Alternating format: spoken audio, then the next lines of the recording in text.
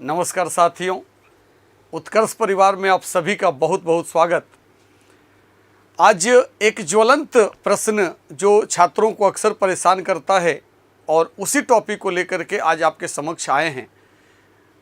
वो ज्वलंत प्रश्न मॉडर्न हिस्ट्री से रिलेटेड है और उसमें पॉइंट ये है कि दिल्ली दरबार का आयोजन कब किया गया था, दिल्ली दरबार का आयोजन किसके समय में किया गया था, दिल्ली दरबार का आयोजन कितनी बार किया गया था और दिल्ली दरबार का आयोजन क्यों किया गया था। इसी बिंदु को आज हम आपको क्लियर करेंगे कि आधुनिक भारत के इतिहास में दिल्ली दरबार का 3 बार आयोजन किया गया और ये दिल्ली दरबार का आयोजन किसके द्वारा किया जाता था। ब्रिटिश कंपनी के द्वारा किया जाता था, ब्रिटिश सरकार के द्वारा किया जाता था, भारत में किया जाता था, इसलिए उसका नाम दिल्ली दरबार रखा गया। तो जानना ये है कि जो पहला दिल्ली दरबार का आयोजन हुआ था वो कब हुआ था। पहले दिल्ली दरबार का आयोजन 1 जनवरी 1877 ईस्वी को लॉर्ड लिटन के कार्यकाल में हुआ था। 1 जनवरी 1877 ईस्वी को लॉर्ड लिटन के कार्यकाल में हुआ था। इस दिल्ली दरबार के आयोजन का उद्देश्य क्या होता था? ब्रिटिश सम्राट या ब्रिटिश साम्राज्ञी की ताजपोशी करना, उनको भारत का सम्राट या साम्राज्ञी घोषित करना। तो पहली बार दिल्ली दरबार का आयोजन 1 जनवरी 1877 ईस्वी को लॉर्ड लिटन जब गवर्नर जनरल थे भारत के, उन्हीं के कार्यकाल के अंतर्गत किया गया था। और इस दिल्ली दरबार के आयोजन के अंतर्गत किसकी ताजपोशी की गई थी? महारानी विक्टोरिया की ताजपोशी की गई थी और महारानी विक्टोरिया को कैसर ए हिंद की उपाधि दिया गया था। महारानी विक्टोरिया को कौन सी उपाधि दिया गया था? कैसर ए हिंद की उपाधि दिया गया था। और महत्वपूर्ण बात यह है कि इस दिल्ली दरबार का आयोजन ऐसे वक्त में किया गया था, ऐसे समय में किया गया था जब दक्षिण भारत में मद्रास, मैसूर, हैदराबाद और इधर बम्बई में भयंकर अकाल पड़ा हुआ था और उस अकाल से हजारों लोगों की मृत्यु हो रही थी। और ऐसे समय में दिल्ली दरबार का आयोजन करके बेशुमार धन खर्च किया गया इस दिल्ली दरबार के आयोजन पर, जबकि ब्रिटिश हुकूमत के द्वारा, ब्रिटिश सरकार के द्वारा अकाल पीड़ितों की मदद करने के लिए न तो समय था न तो पैसा था। तो इसी वजह से ये भारत के इतिहास में, आधुनिक भारत के इतिहास में इस दिल्ली दरबार के आयोजन को धन के अपव्यय के रूप में देखा जाता है या ब्रिटिश हुकूमत के शक्ति प्रदर्शन के रूप में देखा जाता है। किस रूप में देखा जाता है? ब्रिटिश हुकूमत के शक्ति प्रदर्शन के रूप में देखा जाता है। तो इस बात को ध्यान रखना कि जो प्रथम दिल्ली दरबार का आयोजन हुआ, प्रथम दिल्ली दरबार का आयोजन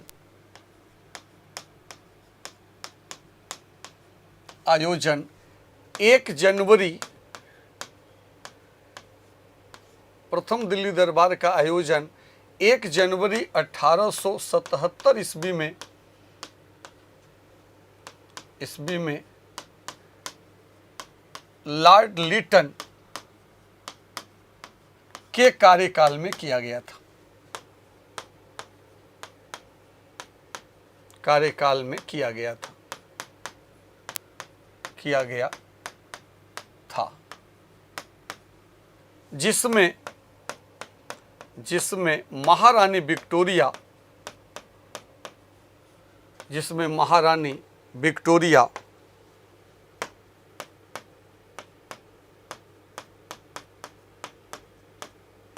की ताजपोशी की गई थी।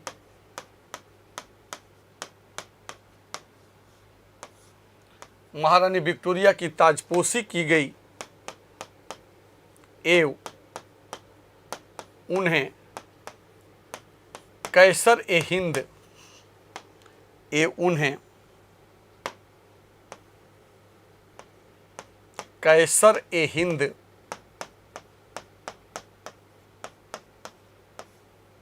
की उपाधि दी गई। कैसर ए हिंद की उपाधि दी गई।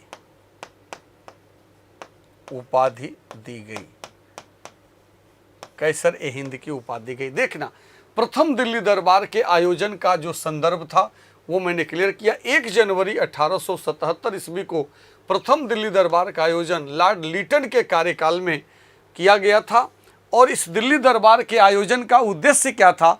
इस दिल्ली दरबार के आयोजन का उद्देश्य महारानी विक्टोरिया को भारत की साम्राज्ञी घोषित करना और उनको कैसर ए हिंद की उपाधि देना था। और यहाँ पर जो महत्वपूर्ण बात समझना है आपको वो ये कि इस दिल्ली दरबार का आयोजन जिस समय किया गया उस समय 1876 से 1878 के मध्य भारत में, खासतौर से दक्षिण भारत में भयंकर अकाल पड़ा था।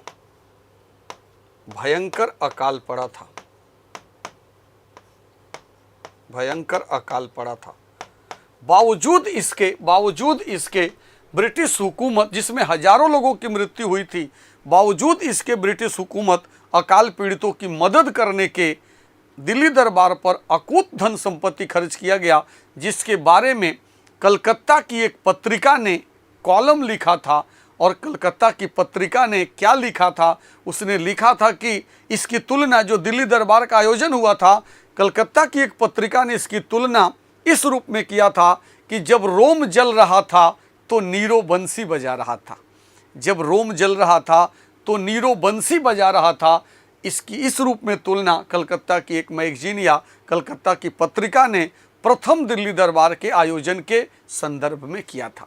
तो ये मैंने कहा ना आपसे शुरू में कि 3 दिल्ली दरबार का आयोजन आधुनिक भारत के इतिहास में ब्रिटिश हुकूमत के द्वारा, ब्रिटिश सरकार के द्वारा किया गया। और ये ब्रिटिश सरकार या ब्रिटिश हुकूमत के द्वारा ये 3 बार अलग अलग समय पे अलग अलग गवर्नर जनरल के समय में दिल्ली दरबार का आयोजन क्यों किया गया? एक तो ब्रिटिश सम्राट या सम्राज्ञी को भारत का सम्राज्ञी घोषित करना या सम्राट घोषित करना, और दूसरी तरफ ब्रिटिश सरकार के द्वारा शक्ति प्रदर्शन भी था। तो प्रथम दिल्ली दरबार के आयोजन के बारे में मैंने आपको क्लियर कर दिया। कलकत्ता की पत्रिका ने जो शब्द लिखा था उसको ध्यान रखना। उसने कहा था कि जब रोम जल रहा था तब नीरो बंसी बजा रहा था, यानी कि एक ऐसा उदासीन सरकार, एक ऐसा उदासीन राजा जिसको अपने देश और अपने लोगों की परवाह नहीं है। इस तरह से ये पॉइंट है। इसके बाद देखना द्वितीय दिल्ली दरबार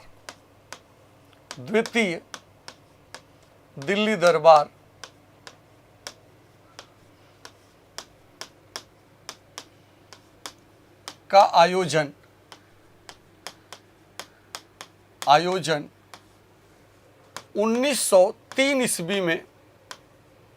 1903 ईस्वी में लॉर्ड कर्जन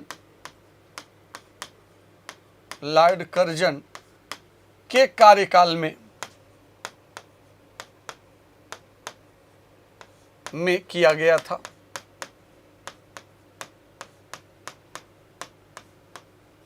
लॉर्ड कर्जन के कार्यकाल में किया गया था। तो इस पॉइंट को ध्यान रखना कि द्वितीय दिल्ली दरबार का आयोजन 1903 ईस्वी में लॉर्ड कर्जन के कार्यकाल में किया गया था। और इस दिल्ली दरबार में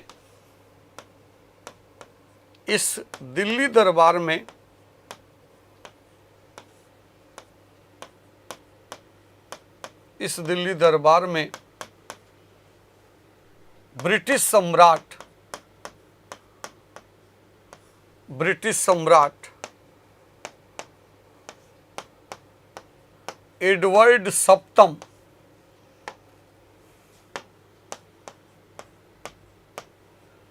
एडवर्ड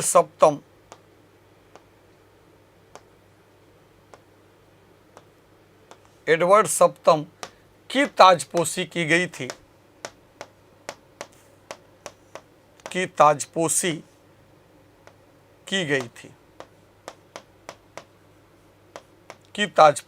गई थी। और एक पॉइंट यहाँ पर और बढ़ाना, इस दिल्ली दरबार के आयोजन में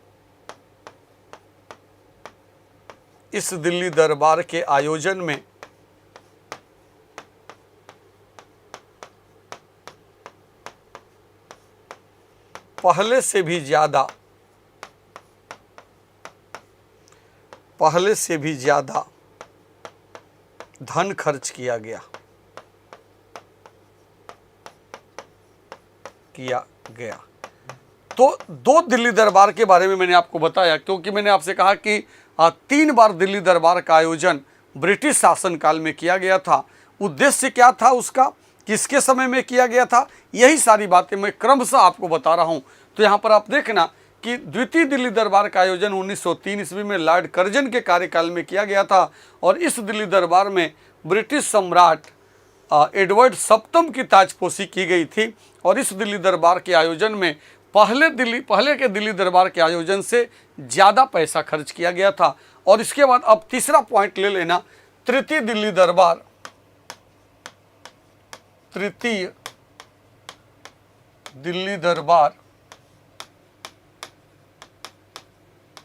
का आयोजन, तृतीय दिल्ली दरबार का आयोजन 1911 ईस्वी में लॉर्ड हार्डिंग के कार्यकाल में किया गया था। लॉर्ड हार्डिंग द्वितीय के कार्यकाल में किया गया था,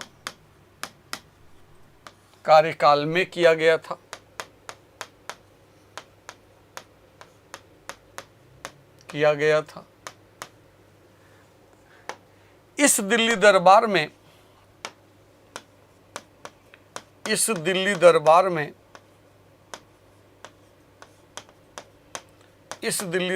में जॉर्ज पंचम, ब्रिटिश सम्राट जॉर्ज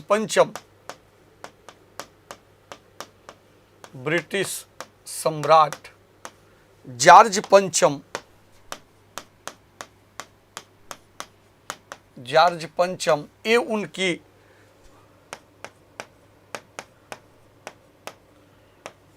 महारानी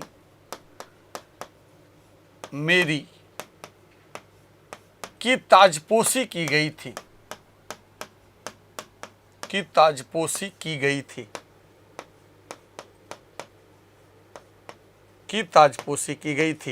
तो ये तो एक पॉइंट हमने लिया कि भाई किस गवर्नर जनरल के कार्यकाल में तृतीय दिल्ली दरबार का आयोजन हुआ, और इस दिल्ली दरबार के आयोजन में, तृतीय दिल्ली दरबार के आयोजन में किस ब्रिटिश सम्राट की ताजपोशी की गई, या किस ब्रिटिश सम्राट को भारत का सम्राट घोषित किया गया। तो उनका नाम क्या था, जॉर्ज पंचम। तो जॉर्ज पंचम को ब्रिटिश सम्राट जो थे जॉर्ज पंचम,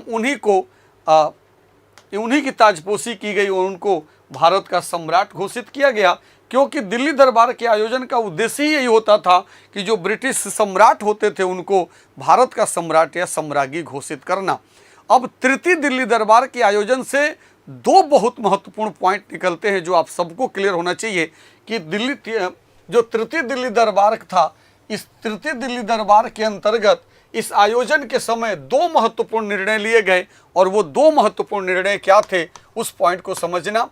पहला जो निर्णय था, इसके अंतर्गत दो महत्वपूर्ण निर्णय लिए गए थे प्रथम दिल्ली दरबार के आयोजन के समय। पहला जो निर्णय था वो क्या था, भारत की राजधानी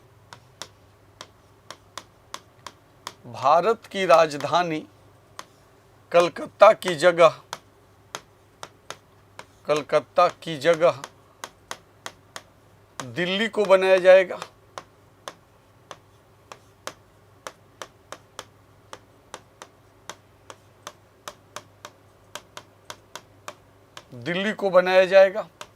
ये पहला पॉइंट था, है ना। ये पहला पॉइंट था जो तृतीय दिल्ली दरबार के आयोजन के समय घोषणा किया गया कि भारत की राजधानी कलकत्ता की जगह दिल्ली को बनाया जाएगा। और दूसरा पॉइंट देखना, बंगाल के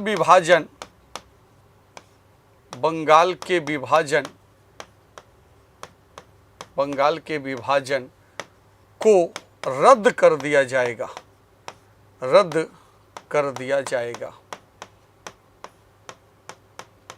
ये दो निर्णय लिया गया। ये तृतीय दिल्ली दरबार के आयोजन के समय ये दो निर्णय लिया गया। बंगाल के विभाजन को रद्द कर दिया जाएगा। आप सबने ये बात पढ़ी होगी कि बंगाल का विभाजन 16 अक्टूबर 1905 को किया गया था, और तब से बंगाल के विभाजन को लेकर के भारतीयों ने स्वदेशी आंदोलन चलाया, बहिष्कार आंदोलन चलाया, लेकिन ब्रिटिश हुकूमत ने उस समय बंगाल के विभाजन को रद्द नहीं किया। लेकिन तृतीय दिल्ली दरबार के आयोजन के समय जॉर्ज पंचम ने ये निर्णय लिया, या ये ब्रिटिश सरकार ने निर्णय लिया कि बंगाल के विभाजन को रद्द किया जाता है, और दूसरा कि भारत की राजधानी जो उसके पहले कलकत्ता थी उसे दिल्ली स्थानांतरित कर दिया जाएगा। ये दो महत्वपूर्ण निर्णय कब लिया गया था? तृतीय दिल्ली दरबार के आयोजन के समय। तो इस तरह से आप देख सकते हैं कि जो दिल्ली दरबार का संदर्भ था, मैंने एक साथ आपको तीनों दिल्ली दरबार के बारे में क्लियर कर दिया, उसका उद्देश्य बता दिया, किसके समय में किया गया, क्यों किया गया, कब किया गया। यानी कि किसी भी प्रकार का प्रश्न यदि दिल्ली दरबार के आयोजन से यदि बनता है तो सारे प्रश्नों का उत्तर आप निश्चित रूप से दे पाएंगे। तो ये दिल्ली दरबार का जो मामला था वो मैंने क्लियर कर दिया आपको। अब इसी के साथ आप जानते ही हैं कि कोई भी त्यौहार आता है जब तो उत्कर्ष के तरफ से आपको बहुत बड़ी छूट दी जाती है, क्योंकि उत्कर्ष का मोटो और उत्कर्ष का उद्देश्य ही है छात्र हित। तो आप देख सकते हो कि इस उत्कर्ष दिवाली ट्रिपल धमाका के अंतर्गत आप सबको ऑफर 24 अक्टूबर से लेके 3 नवंबर तक आपको मिल रहा है। और इस दिवाली उत्कर्ष के साथ कीजिए अपने सपनों को साकार। सिविल सर्विसेज एग्जाम के सभी ऑनलाइन कोर्सेज पे आपको कितने % का डिस्काउंट मिल रहा है? 90% का डिस्काउंट मिल रहा है। और इसके साथ साथ आपको एक्स्ट्रा वैलिडिटी भी 3 मंथ की मिल रही है, 3 महीने की आपको एक्स्ट्रा वैलिडिटी भी मिल रही है। और इसके साथ साथ आपको रिकॉर्डेड कोर्स भी फ्री मिल रहा है, जो लाइफ फ्रॉम क्लासरूम कोर्स के अंतर्गत होता है। तो इस तरह से ये ऑफर जो आपको दिवाली के अवसर पे उत्कर्ष के तरफ से दिया जा रहा है, आप इस ऑफर का जरूर लाभ उठाएं, इस कोर्स को आप ज्वाइन करें और इसका आप लाभ उठाएं। आप सभी लोगों को, आप सभी छात्र छात्राओं को दिवाली की बहुत सारी शुभकामनाएं, ढेर सारी शुभकामनाएं। धन्यवाद।